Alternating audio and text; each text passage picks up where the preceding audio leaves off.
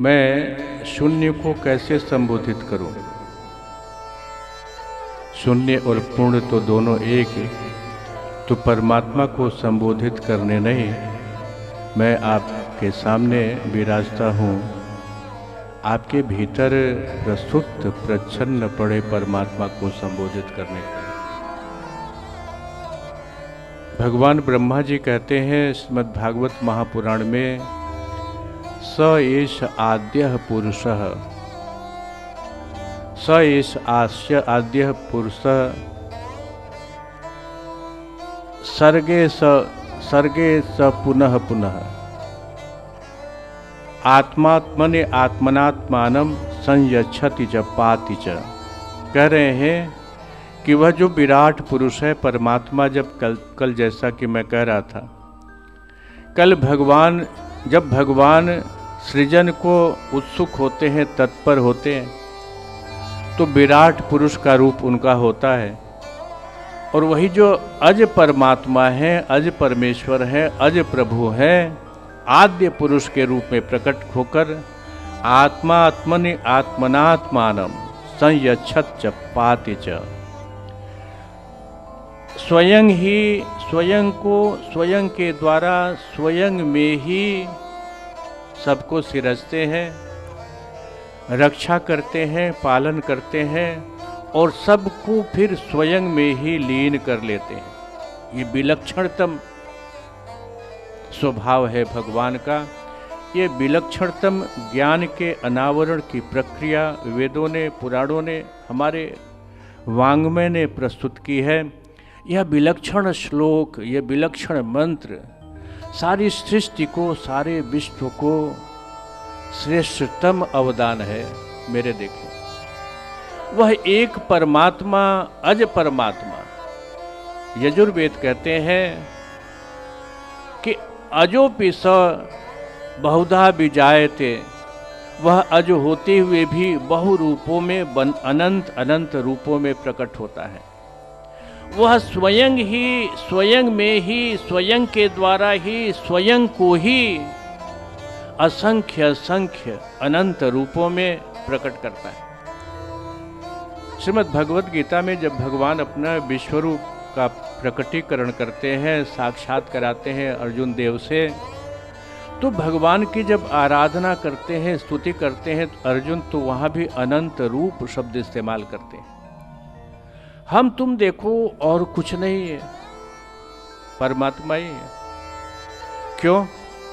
पूछो क्यों कि महाराज ये तो एक प्रकार से उपासनावाद का, भक्तिवाद का खंडन है। नहीं, यह इस विषय, इस तत्व, इस तथ्य का प्रकटीकरण है कि परमात्मा के अतिरिक्त और कुछ है ही नहीं।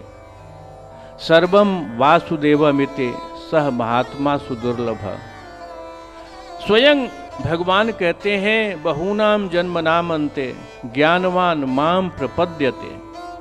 ज्ञानी जल्दी शरण में नहीं आता भगवान के, अहंकार ज्ञान का ऐसा होता है। तो कह रहे हैं बहुत जन्मों के बाद ज्ञानी मेरी शरण में आता है। और सर्वम वासुदेवमिति, और सब कुछ भगवान श्री कृष्ण ही है, भगवान के अतिरिक्त और कुछ नहीं है, यह उसे बोध प्रकट होता है। भगवान कहते हैं 7वें अध्याय श्रीमद् भगवद गीता में, मत्तः परः किंचित नान्यदस्ति धनंजय। कह रहे हैं भगवान कि मुझसे परे, मुझसे सूक्ष्म, मेरे अतिरिक्त और कुछ है ही नहीं। सब कुछ मुझ में ही, जैसे माला में मड़ियाँ गुथी रहती हैं, वैसे सब कुछ मुझ में ही गुथा हुआ है।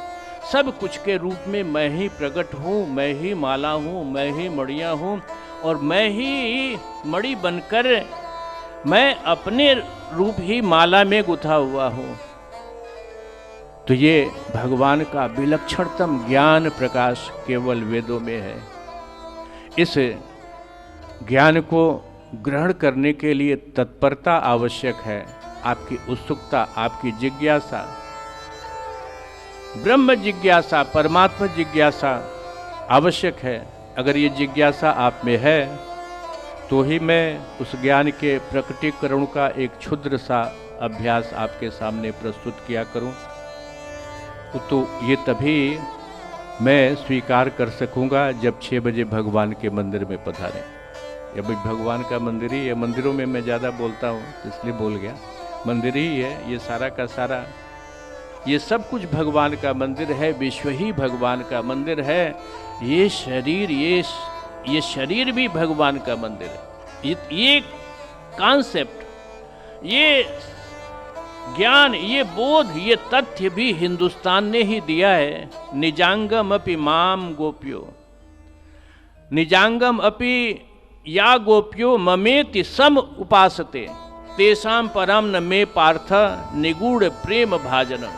गोपांगनाएं जो हैं अपने शरीर को भी भगवान का मानती हैं, और यह मान के भगवान का श्री विग्रह, भगवान का की मूर्ति, भगवान की प्रतिमा मान के, भगवान का मंदिर मान के उसकी उपासना।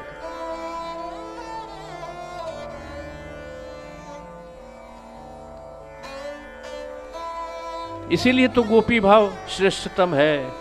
सूरदास जी ने कहा गोपी प्रेम की ध्वजा, कहा नारद जी ने भक्ति सूत्र में यथा ब्रज गोपिका नाम।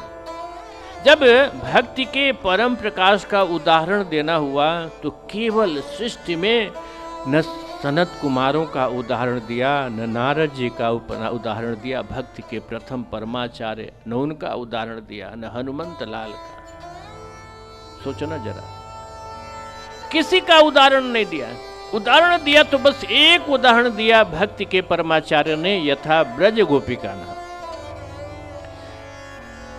जिनका स्मरण करो तो पूरा का पूरा शरीर, एक एक सांस, एक एक रोम रोम जो है अश्रुमय हो जाए, ऐसी है गोपांगना।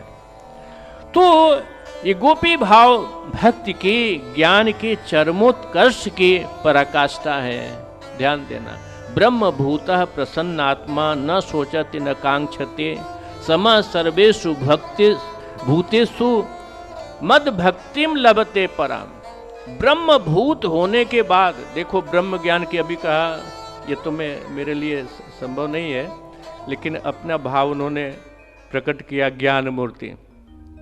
ब्रह्म ज्ञान के बाद जब सारे जीवों में परमात्म तत्व का दर्शन प्रकट होने को होता है, समदर्शन भाव आता है, तब मद भक्तिम लभते पराम। कौन कहता है? स्वयं साक्षात भगवान कहते हैं गीता में। भगवान श्री राम ही गीता को श्री कृष्ण रूप में प्रकट करते हैं, तो कहते हैं और भक्त्या मां भी जानाति यावन्यश्चात्मि तत्वतः, कह रहे हैं भगवान। और तब जाके उस परा भक्ति के प्रकट होने पर, उस भक्ति के द्वारा ही जो मैं जैसा हूं, जितना हूं, जहां हूं, भक्त मुझे जान पाता है। भक्ति के द्वारा ही भगवान को संपूर्णतः जाना जा सकता है। और देखो, इसीलिए अब देखो, गोपियां ही सबसे बड़ी ज्ञानी भी हैं। कहते हैं भगवान, ये तो बताए निजांगम अपि, भगवान ये भी कहते हैं कि ये जो गोपियां हैं, मद भावम मद श्रद्धा मद मनोरथम मद मनोगतम जानन्ति गोपिका पार्थ नान्ये जानन्ति तत्वतः। पार्थ से आदि पुराण में, ये दोनों श्लोक आदि पुराण के हैं। स्वयं भगवान कहते हैं कि मेरे तत्व को, मेरे मनोरथ को, मेरे मनोगत को, मेरे तत्व को जैसी गोपियां जानती हैं वैसी कोई नहीं जानता। भक्ति की आंख से, प्रीति की आंख से ही परमात्मा का साक्षात्कार संभव है। ध्यान देना। तो ये भक्ति का पाठ, ये प्रीति का पाठ, ये ज्ञान का पाठ मैं कल तभी कराऊंगा जब मैं देखूं कि ये सब का सब भरा रहे। केवल झांकी देखने आओगे आखिर में तो झांकी देखना, झांकी भी बड़ी मनोहर है, बड़ी सुंदर है, बड़े सुंदर कलाकार हैं। तो आओ अब इन्हीं इसी उद्बोधन के साथ आपको प्रेरित करते हुए, आपको उत्प्रेरित करते हुए भक्ति जगत में, ज्ञान जगत में, परम तत्व जगत में, आनंद जगत में जिसकी चाह आपको जन्मों जन्मों से है, इसी सर्ग में, इसी कल्प में, 5224 वर्षों से इसी कलयुग में और इसी सर्ग में 1,97,29,49,000 224 वर्षों से है, और ऐसे अनंत अनंत कल्पों में अनंत अनंत सर्गों से आप जिसे तलाश रहे हैं, बेटे में, बेटी में, पति में, पत्नी में, धन में, दौलत में, हैसियत में, औकात में, कुर्सी में, मान में, सम्मान में, और जिसे पा न सके उसी को प्राप्त करने में आया हूं। भगवान के सामने बैठ के जब ये दावा करता हूं, इसमें कितना दम है जरा ध्यान देना, मेरे जैसा कोई बोले तो। इसलिए कल समय से आना 6 बजे से ही ये ज्ञान सत्र, ये प्रीति सत्र, ये प्रेम सत्र प्रारंभ हो, तभी तो बात बनेगी, तभी तो बात जमेगी, तभी तो बात निकलेगी, और जब निकलेगी तो फिर दूर तलक जाएगी। तो दूर से समेटकर अपने अंतस्थ प्रभु भगवान श्री राम की गुणमयी, रागमयी, मोदमयी, प्रमोदमयी, आह्लादमयी, विषादमयी, अवसादमयी, अनंतानंदमयी, सर्व रसमयी, आनंदमयी कथा के प्रकटीकरण के लिए स्वामी श्री राधा रंग जी से अब मैं आग्रह करूं कि भगवान की मनोहर कथा प्रारंभ हो। बोलिए भगवान श्याम सुंदर के, बोलिए भगवते श्री राधा जो महारानी के जय।